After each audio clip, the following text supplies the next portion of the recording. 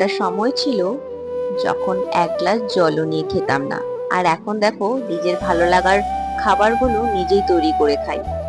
সময়ের সঙ্গে সঙ্গে নিজের মধ্যে যে কখন এত পরিবর্তন চলে এসছে নিজেও বুঝতে পারিনি।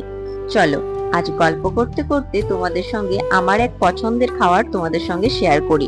আমার এই রেসিপিটা তৈরি করতে একটা বাটিতে 1 কাপ সুজি এবং হাফ কাপ টক দই নিয়েছিলাম। পরিমাণ মতো নুন দিয়েছি এবং half table spoon baking soda দিয়েছিলাম। এবার ভালো করে নাড়াচাড়া করে একটা ঘন মসৃণ ব্যাটার তৈরি করতে হবে। ব্যাটারটা তৈরি হয়ে গেলে অবশ্যই কিন্তু 1 ঘন্টা বা আধা ঘন্টার জন্য ঢেকে রাখতে হবে। তারপর নিজের মন পছন্দের সবজিগুলো নিয়ে নিতে হবে। যেমন দেখো, আমি নিয়েছি টমেটো, গাজর, ক্যাপসিকাম, রসুন, পেঁয়াজ এবং লঙ্কা। লঙ্কাটা কিন্তু আমি ঝাল বেশি খাই বলেই এতগুলো নিয়েছি। এবার দেখো, এই যে সবজিগুলো আছে, একটা হ্যান্ড গ্রাইন্ডারের সাহায্যে আমি একদম কুচি কুচি করে ছোট করে নেব। এবার ঢেলে নিয়েছি প্লেটে। এটাকে এবার ভেজে নিতে হবে। গ্যাসে একটা প্যান গরম করতে দিয়ে সামান্য তেল, কারি পাতা এবং সর্ষে সম্বার দিয়ে দিতে হবে। তারপর গরম হয়ে গেলে এর উপর সেই সবজিগুলো ছেড়ে দিয়ে হালকা করে ভেজে নিতে হবে। এখানে লবণ পরিমাণ মতো, হলুদ পরিমাণ মতো, জিরের গুঁড়ো এবং ধনে গুঁড়ো দিয়ে দিতে হবে। এটা কিন্তু অবশ্যই ভালো করে নাড়াচাড়া করে ভেজে নিতে হবে।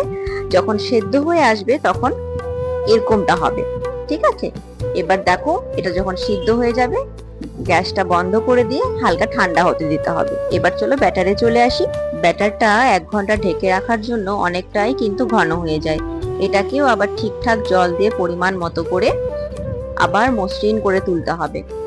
আচ্ছা, এবার দেখো যেভাবে নাড়াচাড়া করছি সেভাবে ফেটিয়ে নিতে হবে। অনেকক্ষণ ফেটিয়ে নেওয়ার পর এইভাবে ব্যাটারটা একদম মসৃণ হয়ে যায়।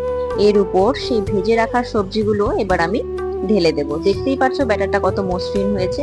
এইভাবেই কিন্তু মসৃণ হবে 1 ঘন্টা রেখে দিলে। তবে এবার ব্যাটারের উপর সব সবজিগুলো আমি দিয়ে দিলাম, ভেজে রাখা সবজিগুলো। এবার ভালো করে সবজি দিয়ে নাড়াচাড়া করে ব্যাটারটা রেডি করব। এবার আবারও প্যান গরম করতে দিয়ে প্যানের উপর 3 চামচ তেল দিয়ে এই যে সুজির পরোটাটা এবার আমি ভেজে নেব।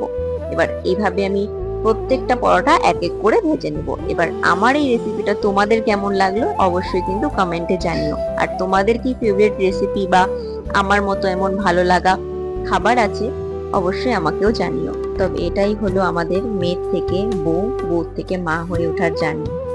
যখন আমরা ছোট ছিলাম তখন মাকে ডেকে ডেকে বলতাম যে এটা আমার পছন্দের খাবার না, আমি খাবো না, ওটা বানিয়ে দাও, এটা বানিয়ে দাও।